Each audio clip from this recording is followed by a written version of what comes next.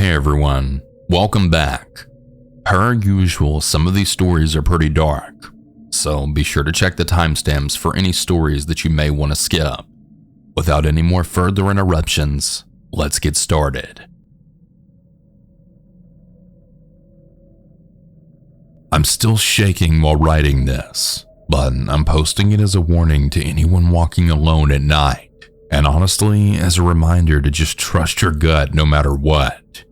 2 nights ago, I was walking by myself in downtown Long Beach.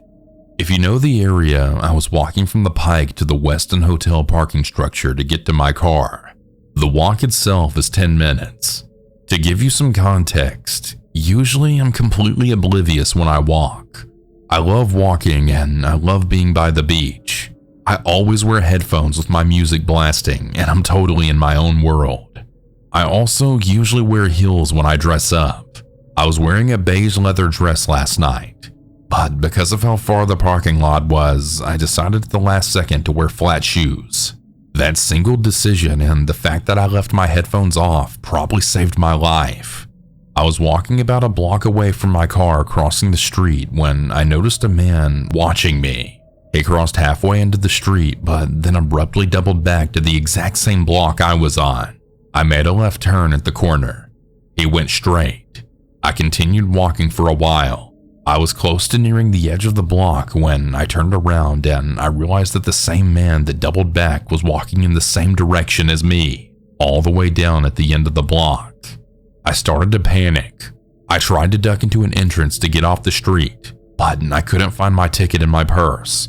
And even if I had, there was no way to get in. I was trapped outside. I kept walking and looked back. He had made a left and was closing the distance. Up ahead, I saw 3 girls who looked like they were heading to a club. I didn't think twice. I just forced myself into their group and started walking with them. 4 of us, 1 of him. I pulled out my phone and called the police because at this point he had crossed the street and was right behind us. He still kept following us. We made a left turn and the second we had a chance, the girls and I literally sprinted sideways across a crosswalk so we couldn't catch up before the light changed. There was a bar right ahead and we ran inside screaming for help. When the man walked past the bar, he didn't even look at me.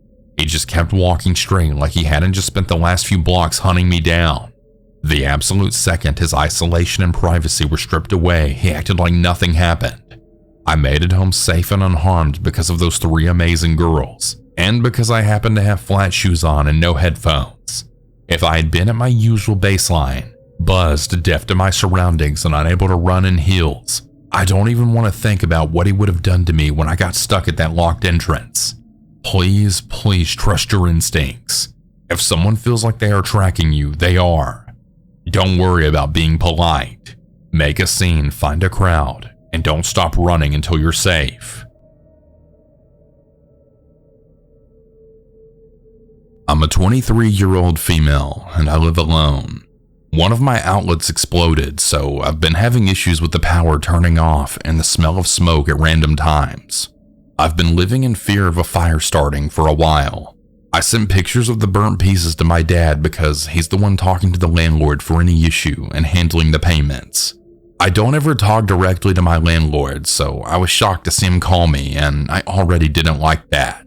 He said he can send someone right now, but the electrician coming is scared of walking up the stairs because he's quite old. Can you go out and help him? He lives in the building next to you, he said. I think that he was just being cheap and didn't want to pay a professional, so he called a buddy. At that point, I'm like, okay, I just need this fixed. It's fine. I was genuinely scared a fire would start while I'm sleeping. It was an emergency in my eyes, and he already delayed this before. He gave me the guy's phone number and told me to call to schedule the meeting. We talked. In 1 hour, I'm downstairs meeting this 70-year-old retired electrician who's quite shaky on his legs but stands fine otherwise. I carried his bag while he walked up the stairs holding the handrail with both hands. We get into my apartment and he sits down, saying he needs a moment. He starts talking about his health issues and then he tells me how he's all alone and he needs, and I quote, "Someone to come in once a week to cook and clean. I don't even need sex. I don't need anything. I will pay." And he said I should find him someone like that. I say that I don't know anyone, but he just kept pushing and repeating the same thing 3 to 4 times. He starts walking around, and at some point he grabs my hand to kiss it while saying, "Don't be scared of me." I said that I wasn't, I just like my personal space. I've met older people before, and they all try to be gentlemen and kiss my hand, so I pass this off as him just being old-fashioned. After this, he tells me again about his no sex, just cooking clean deal, and this is when I got concerned. I wanted to kick him out, but I realized I still have to walk with him downstairs if I do, so in my mind, it defeats the purpose of getting away from him fast. I should have trusted my gut. While checking things, he starts talking about how he's been in this apartment before years ago, changing the cables. In fact, he knows the entire building's layout. He casually drops, "I even have keys to this apartment, but don't worry, I don't even know where to put it," and starts checking his pockets, then says, "Probably home in some box." I pretended to be cool about it. I didn't say anything. I just let him ramble and nodded.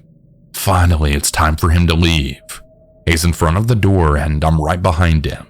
He grabs the little bag he came with. I don't even know what was inside. He didn't use anything, but it was light. Then I take it from him. He kisses my hand again, then looks at the door, turns around and leans in to kiss my cheeks goodbye. And I'm just like, okay, he will move after this for sure because he was quite literally blocking the door. I let him have it. He grabs the wall for support to move towards the door again. That was literally 30 centimeters away. Then stops, turns to me, grabs my face with both of his hands and leans in. I'm thinking there's no way he's this bold, this stupid. With my free hand, I push his face away, stopping him. He mumbles, "You're a nice girl anyway." When we get outside, he tells me again, "Remember what I told you. Find me a woman that cooks and cleans. No sex, no nothing." I didn't reply. Before you yell at me that I was stupid to let this stranger in, I know and I agree. I'm one of the most paranoid people ever, and I'm often told that I protect myself too much. I have never let a stranger inside my home before this, not even my parents' longtime friends if I didn't know them well. I always told my mom, "You know them, I don't. A stranger is a stranger." I felt pressured by their calls to accept in the moment, and I was more scared of a possible fire than a stranger. I wanted to yell at him, but seeing him move so slow was such a weird feeling because I was afraid he would fall or have a heart attack if I scared him. I've rejected pushy men before, and I have no issue saying no to advances, but I've never had to worry that I might get in trouble if the person harassing me gets hurt. This was a learning moment, and I regret letting things slide. My landlord said the old man doesn't have the keys because he took them back a while ago. This might be true, but I'm not believing a word they say. It's just not safe to believe it. There's a few details that I forgot to mention. Before meeting him, I realized how weird this was, and I called my mom. I explained what the landlord said and who I was waiting on. She was still on call when I first met the electrician, and I said that I would call back after. He didn't know who I was talking to though. I had my phone in hand the entire time. I almost called someone in the first 3 minutes of hearing him talk, but he didn't say anything too bad at that point, so I thought I was overreacting. I knew he had to check an outlet in the kitchen, so before he came over, I quickly hid everything sharp just in case. It sounds silly considering I let him in, but it made me feel better in the moment. Better rude and safe than polite and dead. Stay safe and trust no one.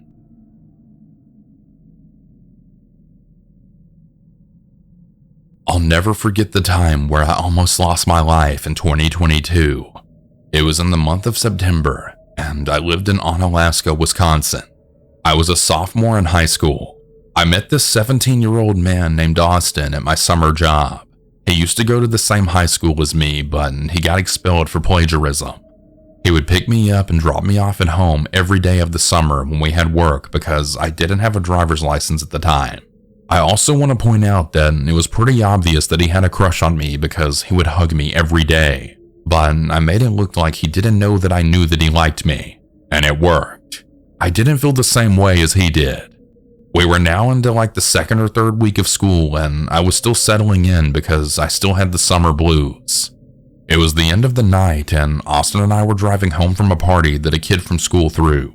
Austin now just pulled up at my house to drop me off.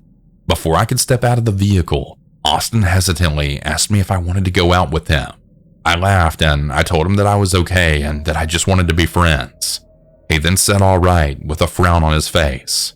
We then waved and we said bye to each other. I then went inside my house, took off my shoes, changed into my pajamas, brushed my teeth, and I was ready to go to bed. Before I could even go to bed, I got a text from a friend. I unlocked my phone and what I read on my screen will forever haunt me in my dreams. It was a long paragraph about how Austin had been secretly taking photos of me while I was sleeping in my bed through my window.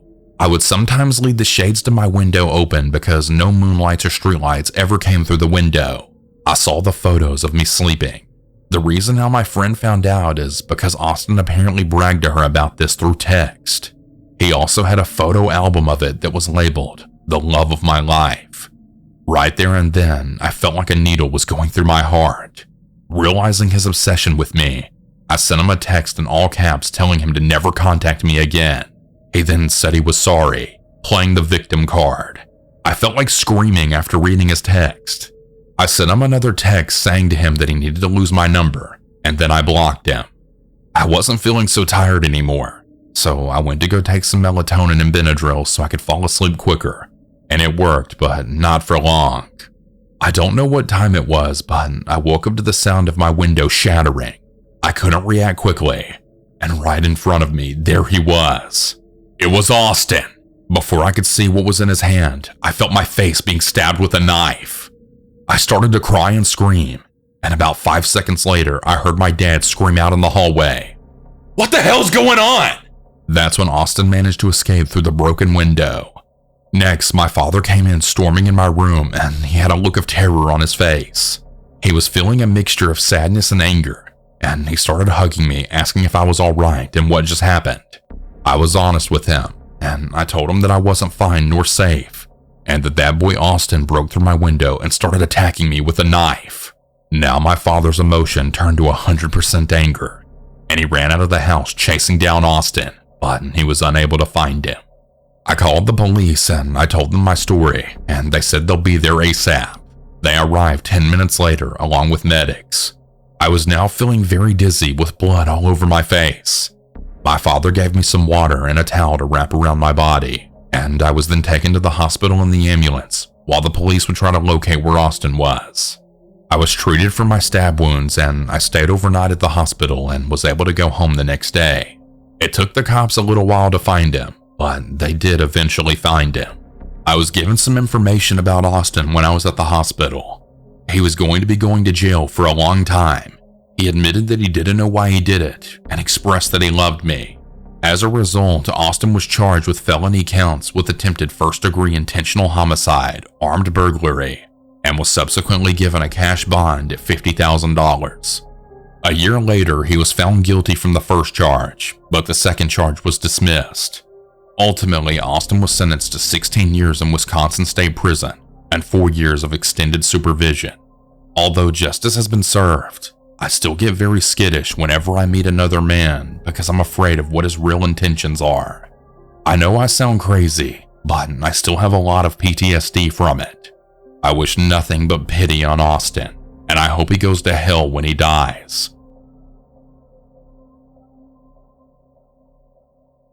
The story takes place dating back to 2013.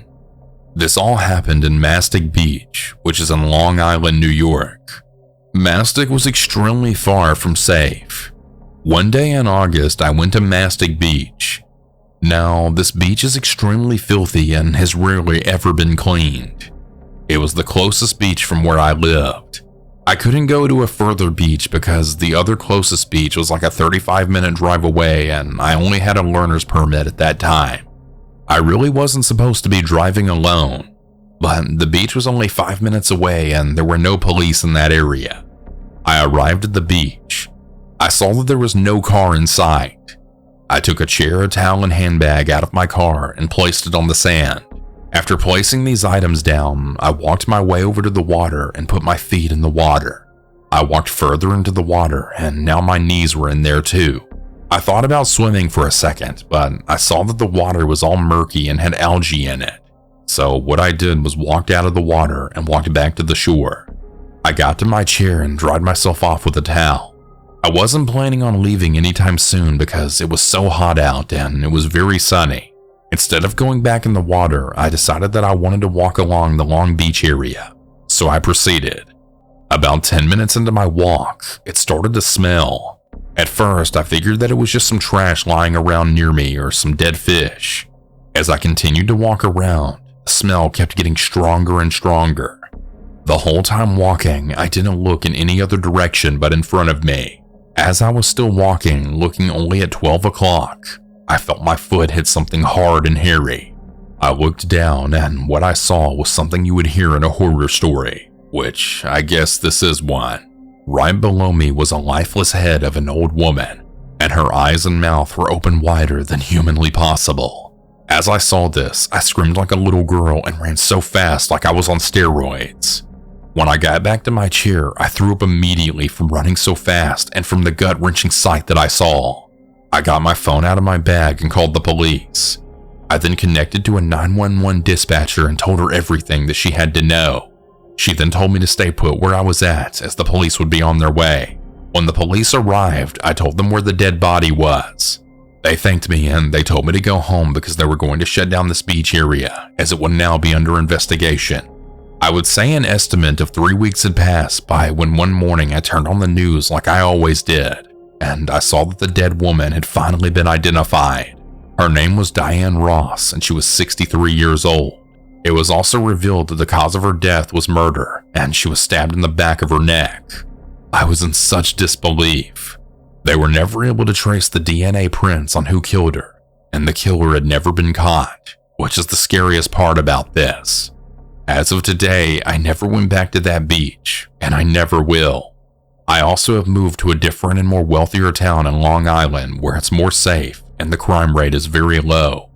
Although this was 11 years ago, it still feels like it was yesterday, as time just flies by so fast.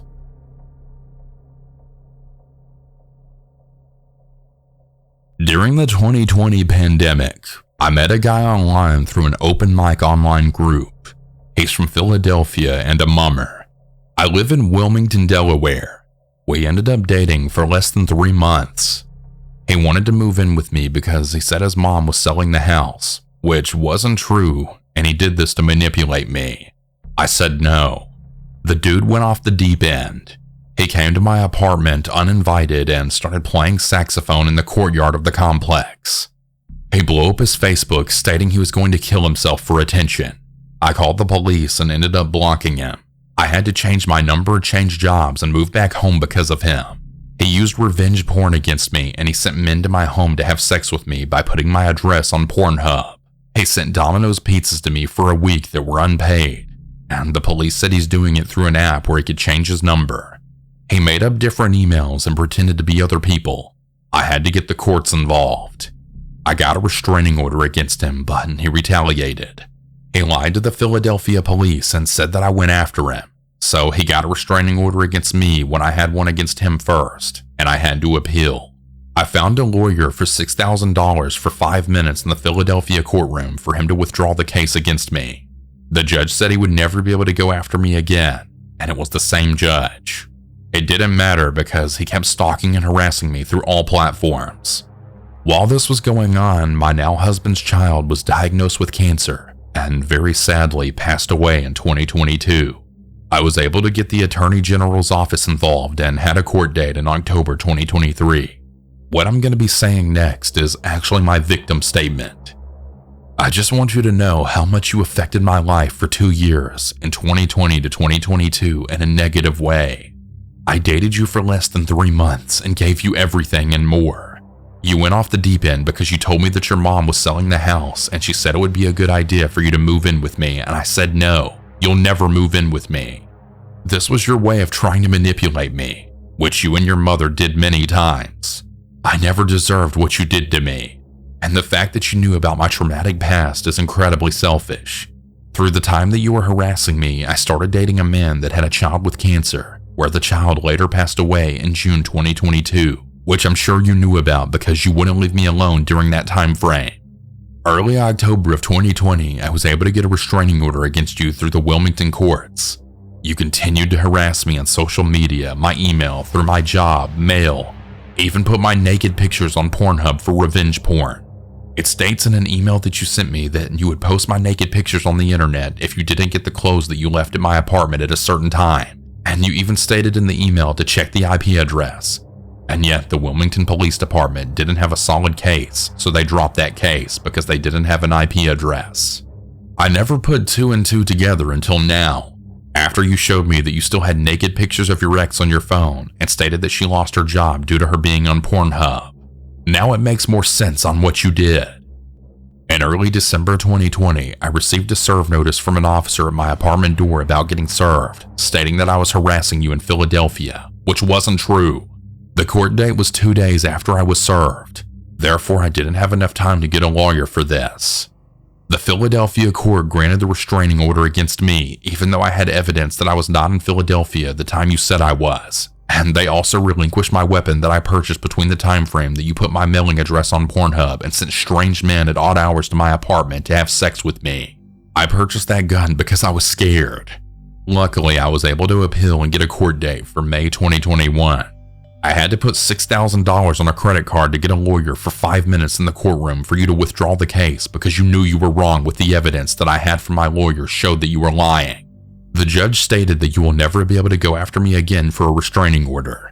After this, you continued to harass me through cyberstalking and sent unpaid Domino's pizza 3 times a day to my apartment and my parents' home for a week, and later found out from the police officer that you were using an app to change your number.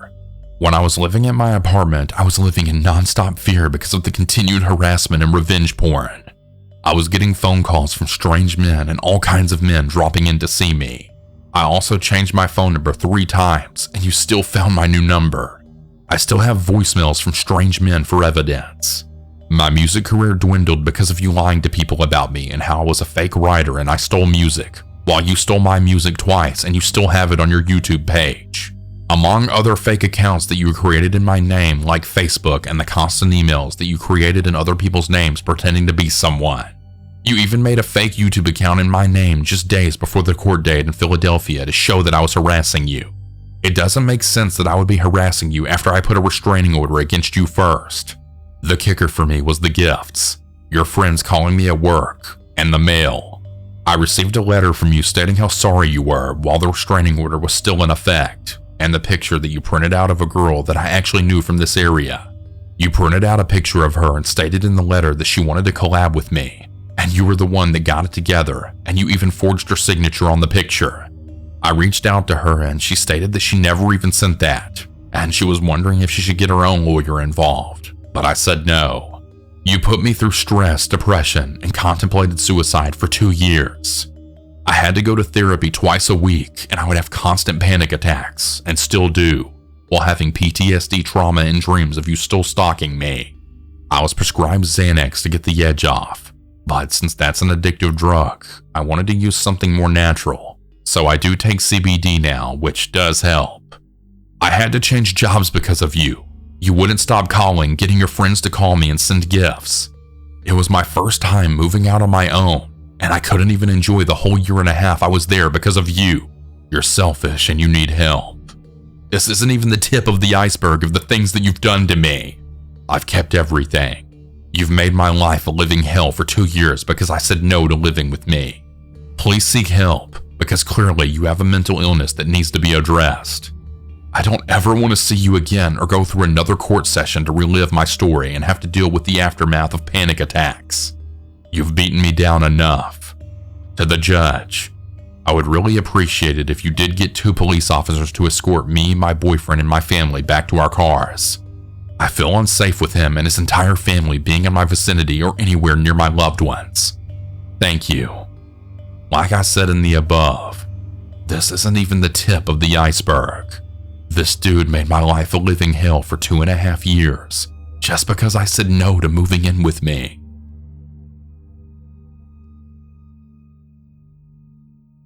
This happened about a long time ago now.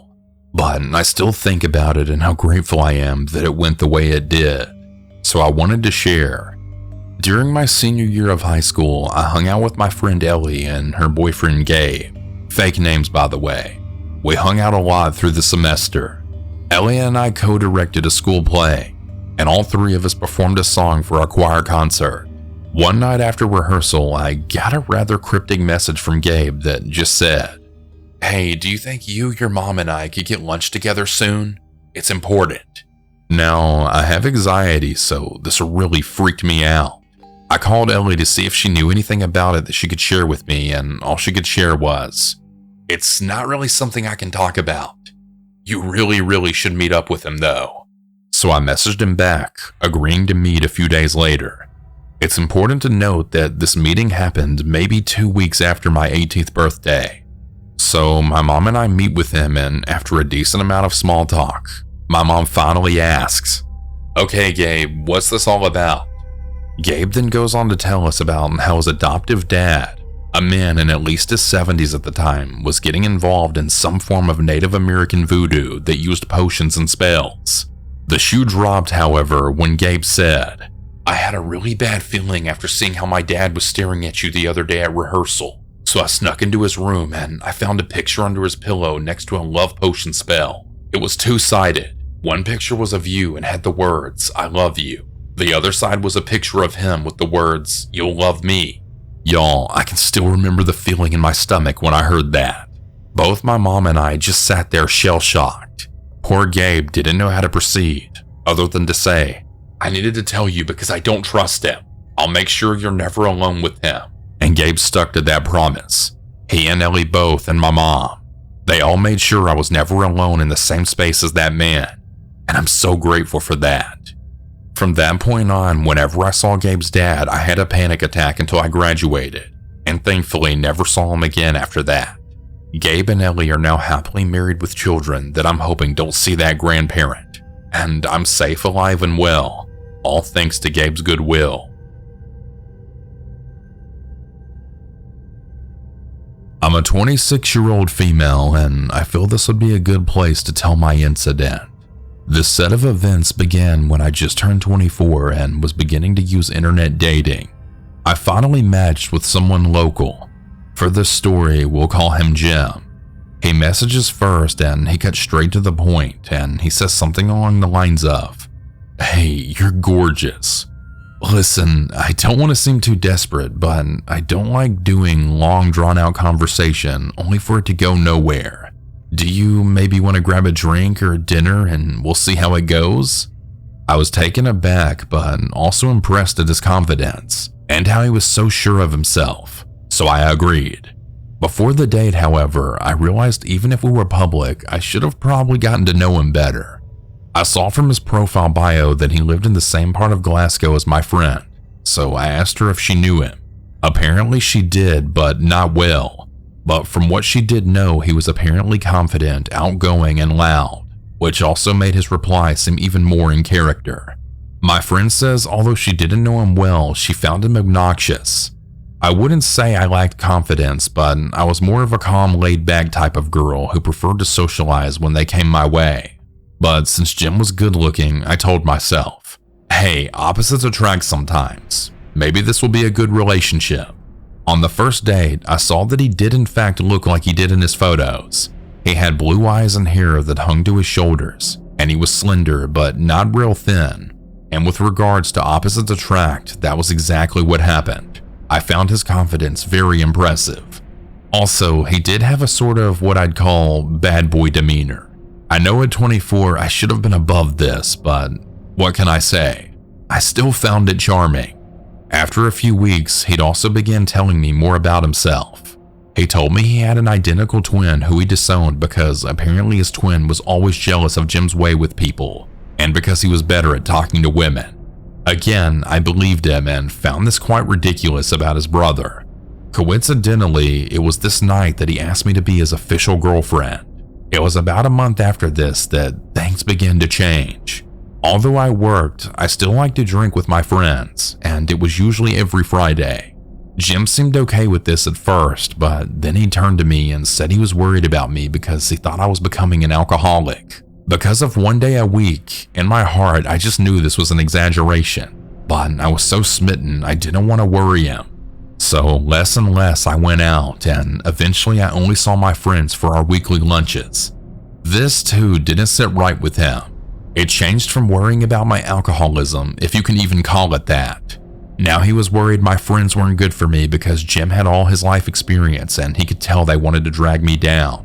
Again, I listened just out of some pathetic desperation, and now I didn't see my friends at all.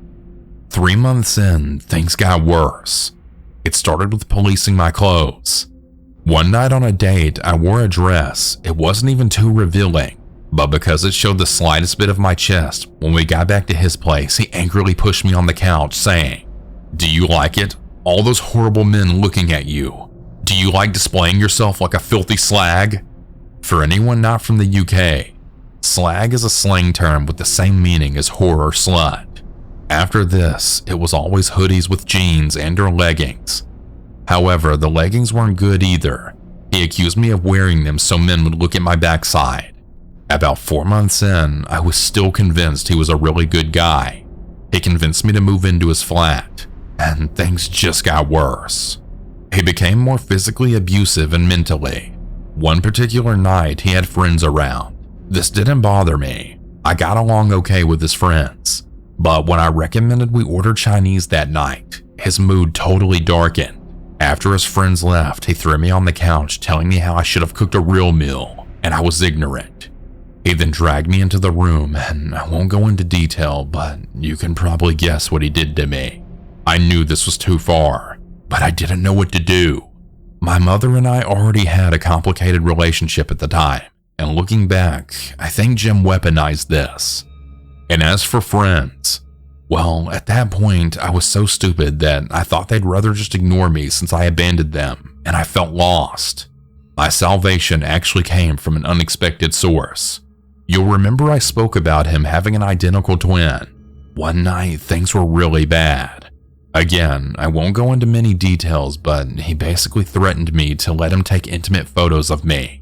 While this was happening, the door crashed open, and it was like a blur. But the last thing I remember was someone who looked almost identical to him, except much more heavily muscled and with a shorter haircut. He slammed him into the ground before he hurried me out of the house. This is when I met Jim's brother. We'll call him John. John made a few things clear to me. Apparently their falling out was not because of John's jealousy. In fact, I later learned from others apparently growing up, John had actually been the more liked and confident one, and this made him seethe. But again, this wasn't what caused the fallout. Apparently John had begun dating a girl and Jim had a crush on her. Jim accused John of stealing her, when in reality the girl always thought he was creepy. It came to a head one night when this girl called John crying from her house. Apparently Jim had broken in, accusing her of running his life. He had attacked her and attempted to sexually assault her, but she managed to lock herself in the bathroom and call John. Well, in the aftermath, John had beaten him so badly he ended up with a terrible scar. Another thing I forgot to mention was the small but noticeable scar on Jim's eyebrow, and when I met him, I thought this added to his charm. But now I know why, and it made me feel sick. Apparently the parents took Jim's side, refusing to believe John or his girlfriend, and they hadn't spoken for years. Apparently John only reached out to their parents earlier that year for the first time, and began visiting when Jim wouldn't be around. That night it happened, John was talking with his parents, and they explained Jim had his own flat with me, and the way John explained it, apparently his blood ran cold. Apparently he was going to loudly confront him the next day in front of me so I could see his true colors. But he decided to drive over that night because he had a gut feeling something bad was happening. After that night, John drove me to my mother's house after calling the police. Jim ended up going to jail, and my mother and I actually grew closer. Like I said, when I was growing up, our relationship was really complicated. But I think knowing something so serious happened to her own daughter really forced a wake-up call on her. I haven't dated since, and I've decided meeting people will now be in person, as this was the darkest chapter in my life.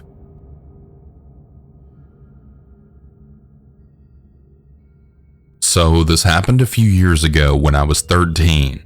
My older sister Mary, who was 15, and I were staying over at our cousin Reese's house for a sleepover. Reese was also 13 at the time. It was late and we'd already gone to bed, and a movie was playing quietly in the background for white noise. Reese and I were sharing her double bed while Mary was on the floor in a sleeping bag scrolling through her phone. Also important for later, our Uncle C was staying over that night while our Aunt Amber watched his kids Trace and Vinny at home. Trace was 11 and Vinny was 7. She lived with them and usually watched the boys whenever he stayed somewhere else overnight. It was around 2:40 in the morning when I was half asleep and suddenly heard scratching coming from the window.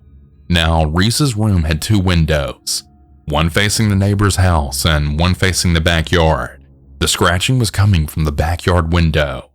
And before anyone says, it was probably just a branch. There weren't any trees or bushes close enough to even touch that window. At first, I tried convincing myself it was nothing, but the scratching kept happening. So I got up and walked around the bed to look outside. Mary noticed and she asked what I was doing. But before I could answer, we both heard the noise again. That immediately woke Reese up too. The 3 of us just sat there for a second debating whether we actually wanted to go look outside. Unfortunately, I did. There was a man standing in the backyard staring directly at me through the window. I nearly jumped out of my skin. What makes this even creepier is that Reese had 2 dogs that barked at literally everything, so none of us understood how this guy got into the backyard without alerting them. The second I backed away from the window and told Mary and Reese what I saw, we all bolted into the living room where my grandmother and uncles were. Right after we got there, we heard loud banging coming from Reese's room. Reese screamed and started crying. Meanwhile, I completely froze, like full deer in headlights mode. Mary was trying to calm Reese down while also explaining to the adults what happened. My Uncle D, which was Reese's dad, who used to be a police officer, immediately ran to his room and grabbed his handcuffs, a taser, a BB gun, and a real gun. My other Uncle C grabbed a knife. My Nona called 911 while my uncles went outside to the backyard. Apparently the guy had cut open the window screen and had already cracked the actual window trying to get in. Thank God it hadn't shattered completely. My uncles ended up chasing him through the yard. Uncle D shot him with the BB gun, and together they tackled him and got him restrained in the handcuffs until the cops arrived. The guy fought back hard enough that my Uncle C ended up with cuts all over one of his arms, which was from a knife the man had been using to cut the screen. The man himself got seriously injured during the altercation too. The BB hit directly into his right eye, and at some point while they were struggling on the ground, he ended up with a broken leg as well. I still remember hearing the guy screaming and cussing my uncles out while we waited for the police. At one point, my uncle told him, "You're gonna sit your ass down because the cops are on their way." And the guy yelled back, "Man, fuck the cops." But the worst part was the stuff he was screaming about me and my sister. The guy kept calling us slurs, and at one point he kept yelling that he was going to send us to our maker. That was the moment that it really hit everyone that this guy fully intended to hurt us if he got inside. When the police got there, one officer stayed inside talking to my Nona while the others questioned the man and my uncles outside. The cops ended up calling paramedics after they saw my Uncle C's arm and the condition the guy was in. So while the police were taking statements, EMT were outside treating both of them in the backyard. According to the police report, the man had specifically targeted me and my sister because we were ethnic, and he had extremely hateful supremacist type views. Apparently, he had been watching the house for over 5 weeks before that night. The cops also noted that he had multiple hate symbols tattooed on his arms. He was charged with attempted hate crime, attempted murder, attempted burglary, criminal trespass, vandalism, aggravated assault, and resisting arrest, along with additional related weapons and property damage charges depending on jurisdiction. At some point while all of this was happening, Nona called my parents. They adopted me and Mary from Poland when we were 6 and 8 and brought us to America, and they immediately drove over to pick us up. Honestly, I barely remember leaving because I was still in shock. Reese ended up staying at our house for the next few nights while our bedroom window got replaced since it had been cracked so badly during the attempted break-in. A few weeks later, we found out that the guy had somehow got fentanyl in jail and he overdosed in a cell. To this day, I still get weird about scratching noises near windows at night.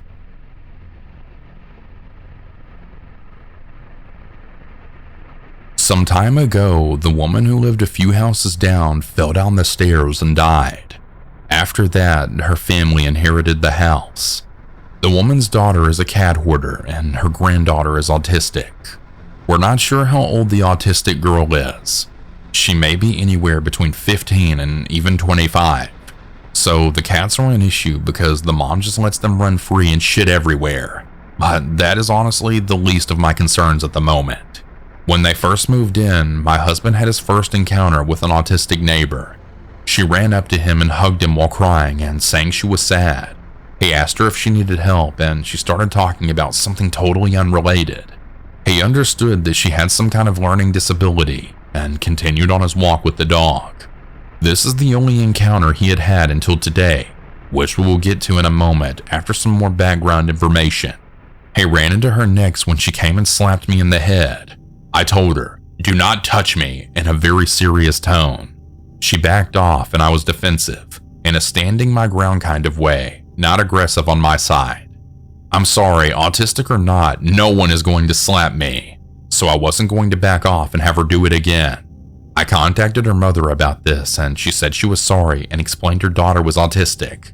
Look, I've had contact with other neurodivergent people and have never gotten a weird vibe from them.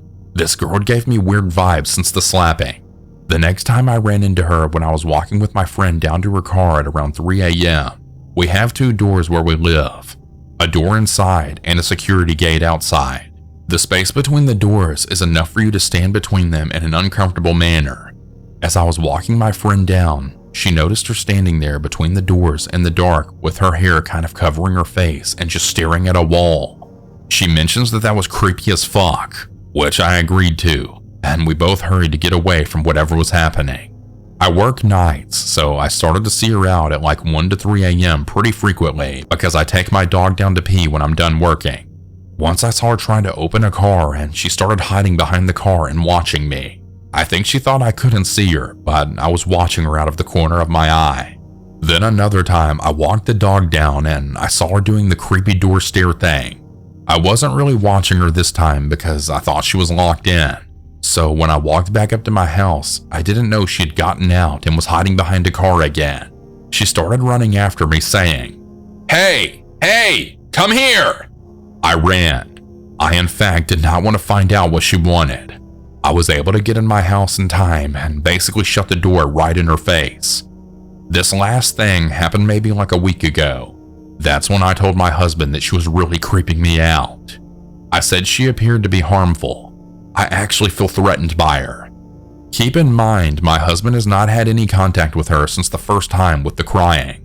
He told me that maybe I was being paranoid and she's just a little girl with a problem. Then I felt bad about it. She keeps on coming around the house. I got really sick about 6 months ago and had to go to the hospital ASAP. My husband wasn't home and I couldn't take my kid to the ER and keep an eye on him while I was having an asthma attack. He's 10 years old. It's legal to leave kids that age alone at home here. It was an emergency. I gave him a phone to call me if anything transpired. He called me. He said the girl was outside banging on the door and ringing the doorbell while she's taking my shoes and wearing them around the front yard grabbing everything. So I'm like actively low on oxygen while my kid is being harassed at the house. I told him to make sure the door has the deadbolt on it and not to open it. After I made sure it was safe, I wrote in the neighborhood chat and basically said, "Get your kid off my property. I'm in the hospital and she's trying to get in my house with my child inside." She left. I mean, I'm sorry, I can't even die in peace. I got nebulized with antibiotics and went home. After this, she started coming over to wear my shoes while she went around the neighborhood. Yesterday, she came to my house again. I noticed because the shoes were moved. I've since installed a camera. I went and looked at the video. She started to play with some tile that I had outside and took off with my shoes again. I told her mom again. This time I said, "I don't know if you know, but your child is out between 1 and 3 a.m. roaming the street, and she's also coming and using my shoes, which are a personal item. Please keep an eye on her. She could get hurt playing with tile. It's dangerous." Today is when the really creepy stuff happened. So we had a food delivery man arrive. My husband opened the door and greeted him. She just walks up from around the corner of the car while holding up some food with 2 fingers. She walks right past the delivery man and starts to come inside the house. My husband blocks the door with his body as she's trying to get by aggressively, going left to right, trying to get around him. The delivery man is just looking at us shocked. My husband is saying bye to her various times. She's not leaving. She starts sniffing him, like close to him. She hands him the food various times until he takes it, then starts asking, "What are you gonna name it?" He says, "I don't know." And then she starts backing off, but not before growling in the delivery man's face, right in his grill while making a twisted face. So before this, my husband had not met this side of the girl.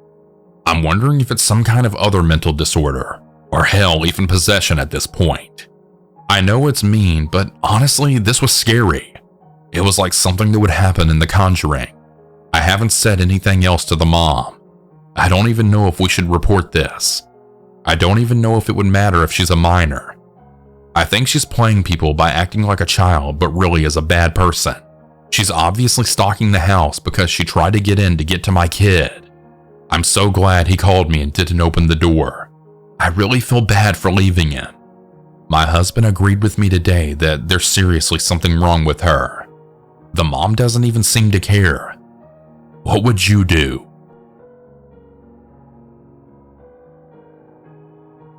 This happened 10 years ago when I was 18, but I think about this all the time and I feel like I finally have a place to share my creepy encounter. I was a cashier at our local grocery store in southern Illinois, a small town less than 2,000 people. Our semi-driver arrived with our truck about 30 minutes to close. I don't know his name, but can describe him as a 55 to 60-year-old white man with a pot belly. I'm bringing in some outside store merch and the driver approached me and asked me to look at his leg. He said it was injured and he was making hurt noises. I don't know how to describe it other than clench your teeth together and breathe in fast. He's pulling up his pant leg and says, "See that? Can you see that? Get closer. Come take a look at it." And I'm like, yeah, that sucks. I see nothing and it's nighttime. I try to go back to my task and he seems more annoyed and urgent. He's saying, "Come look at my leg," in a very demanding way. At this point, I notice I'm actually standing close enough to the store's awning. It has lights and I notice that I'm in a pretty well lit spot. He, however, is conveniently right at the cutoff where the light stops, so it's dark where he's standing. I say to him, "I'm going to school for art. I don't know anything about medical stuff." I then again try going back to my task. He stops me again and says, "Just come over here and look at it." At this point, he's pretty fed up with me. His persistence really irked me, and I said, "How about I call you an ambulance?" Immediately, his tone changes to, No, I don't need that. Ugh, it just hurts. I just need you to look at it." I just ignore him and do my task at this point because I'm starting to fall behind on closing duties due to this conversation. A woman walks up to me once I'm inside and says, "Yeah, that man is faking an injury." I laughed and said, I thought he was, but I didn't want to be rude." And she looked me in the eyes and said again, "He's faking an injury." Her seriousness made me more uncomfortable, like I might actually be in danger. But am I really? I'm at work. I still have more things to bring inside, so I'm forced to go back out and he's still there. He starts up again when he sees me, and this time I say, "Look, I'm not allowed to be off camera." Not true also. I was in fact currently off camera, but he didn't know that. I see his eyes widen and he starts looking up left and right, clearly scanning for a camera. He says, "Oh, there's cameras out here?" and then takes 2 unnaturally huge steps backwards. Those huge steps made my stomach turn. After taking his steps back, he's still talking to me, wanting me to see his leg. I tell him he's in the dark. I can't see even if I go over there. I tell him to come inside where there's light.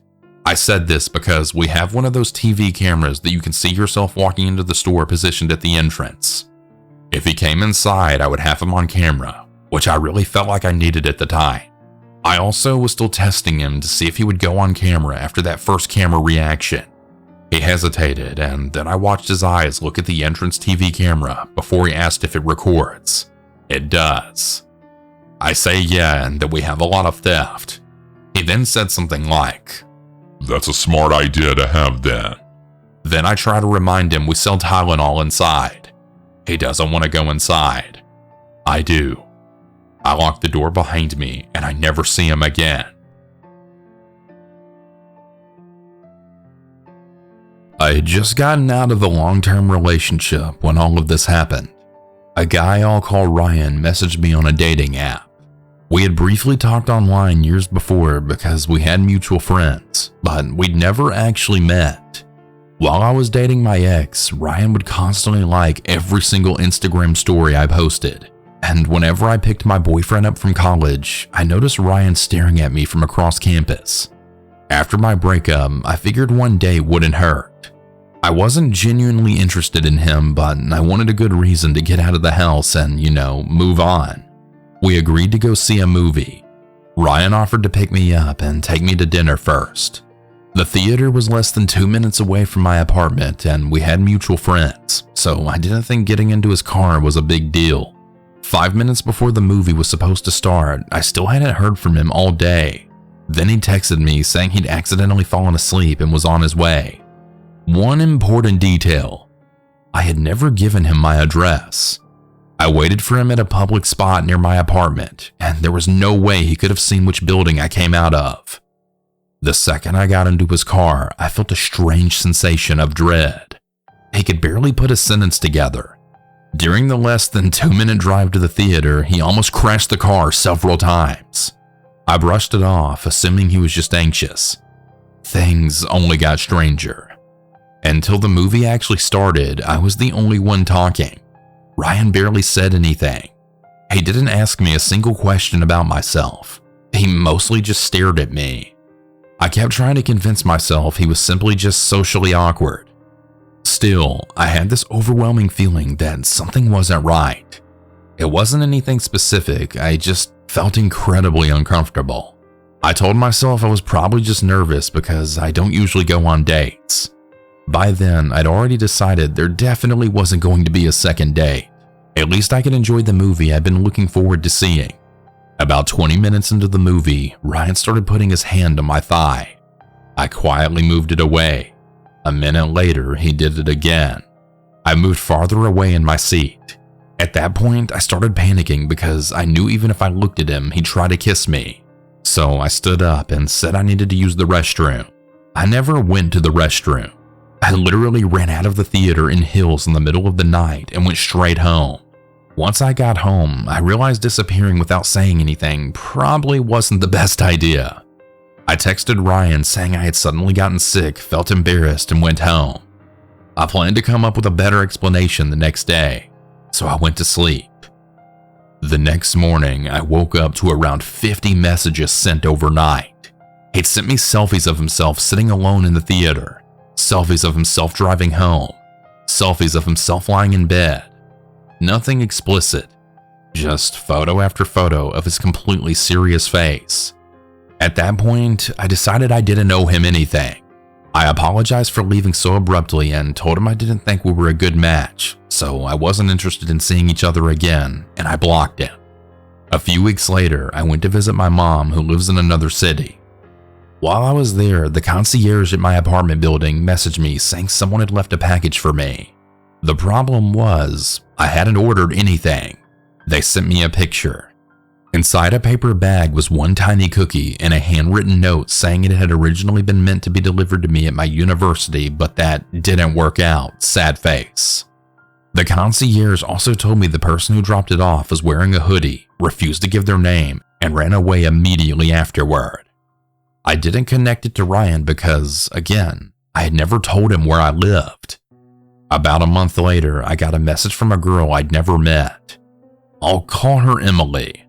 She introduced herself as Ryan's cousin and said they attended the same university campus as I did. Emily explained that Ryan had been devastated ever since I disappeared from the date. She said he'd begged her to deliver the cookie to me at school, but because I hadn't been there that day, she ended up taking it to my apartment building instead. Then she sent me a picture of a letter she'd accidentally forgotten to include with the cookie. The letter started by saying he'd had a premonition that I would love the gift. The movie we'd gone to see was Final Destination 6. Then it got much worse. He wrote that he'd been in love with me ever since the very first time we'd exchanged messages years earlier. He said he'd ruined the opportunity I'd given him, that he was heartbroken, and begged for a second chance so he could understand what he'd done wrong. I didn't respond. I blocked Emily too. That should have been the end of it. It wasn't. For the rest of that year, different friends of Ryan kept messaging me. Every single one of them told me how depressed he was and begged me to just talk to him one last time. I replied to a few of them asking them to stop contacting me because it was becoming genuinely frightening. Then one day, as I was leaving my apartment building, I saw Ryan's car parked right outside. He was sitting inside looking at his phone. Thankfully, I was already in my own car and he never saw me. The next time one of his friends contacted me, I sent a long message saying that if Ryan or any of his friends contacted me again, left anything at my address again, or showed up outside my apartment again, I would report them to the police for stalking. I even cited the relevant laws and explained that anyone helping him continue contacting me could also be held legally responsible. The friend immediately apologized. Not long afterward, I moved. I never heard from Ryan again. Even now, I still have no idea how he figured out where I lived.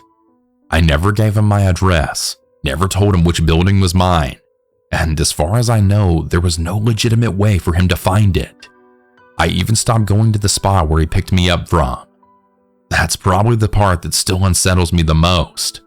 Sometimes I also wonder whether the day I happened to see his car outside my apartment was actually the first time he had been there, or just the first time I noticed him. I honestly hope I'll never know.